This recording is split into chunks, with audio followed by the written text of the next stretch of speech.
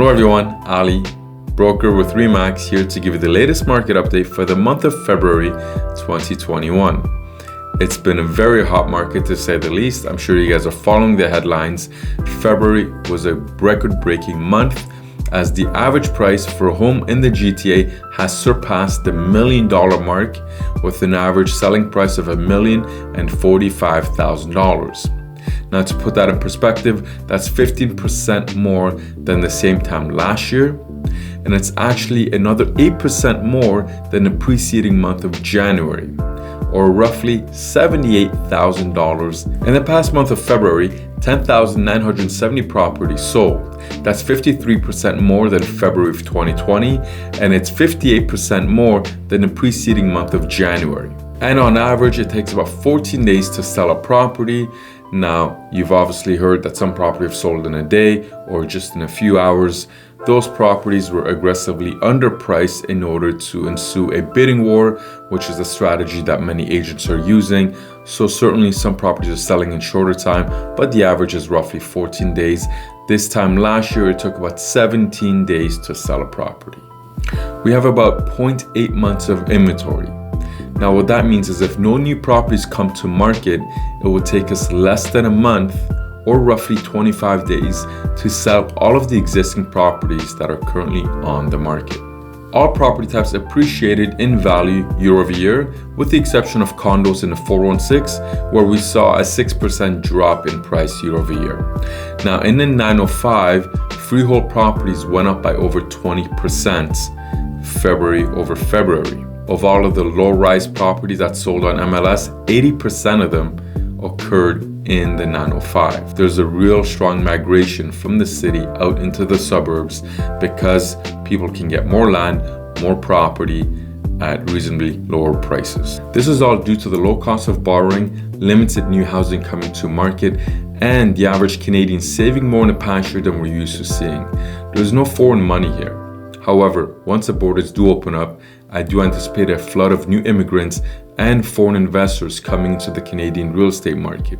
And so we will likely see a surge in prices right here in the GTA.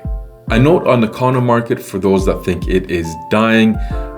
We have seen sales up across the board for all property types in all regions. However, the 416 condo market is leading the pack with an increase of 64% year over year. Of the roughly 3,100 condos that sold in the 416 and 905, just short of 2,200 took place in the 416. So we are seeing a demand for condos in the 416. Despite the average price still being low, the demand is there and the number of transactions is up. And I do think that the average prices will follow fairly shortly. So to put in short, the condo market is not dead. It is making a comeback. So for all of those that are asking or curious what's happening in the market, hopefully that sheds some light for you. Obviously, I have all of the market details available on my Instagram post. You can check it out there.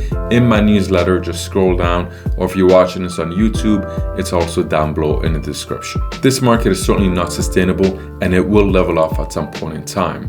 Buyers will get fatigued, some will exit, and whereas some will enter the market at the same time. However, two elements that I think could impact the market is one, the interest rates, and two, government intervention. As for interest rates, the Bank of Canada has announced that they won't be touching prime rate anytime soon, at least until next year. So I don't see much happening over there. As for government intervention, I think the government has their hands full with rolling out the vaccine. And if they really fumble on that, it might cost them the next election. In addition to that, intervening into the real estate market right now, which is one of the only few sectors that is keeping the economy afloat and moving forward, would be economic suicide. So once again, I don't see them affording to meddle into the market in order to slow things down. So I do think prices will continue to move in an upward trend, even if properties are not sold in multiple offers or there are fewer buyers entering the market. And just a last note, as a broker, I'm not a fan of this market. Actually, most realtors are not a fan of this market. We're not the winners here. The only winners potentially are those sellers that are exiting the market. Most of our clients that are selling are also buying. So the net gains that they're making are relative to the market that they're buying in. The market for real estate remains strong here in the GTA. Inventory is low, interest rates are low, and competition is tough. So if you're in the market to buy or sell, please contact me in order to get the right guidance that you need in order to stay informed and make the right decision for you and your family.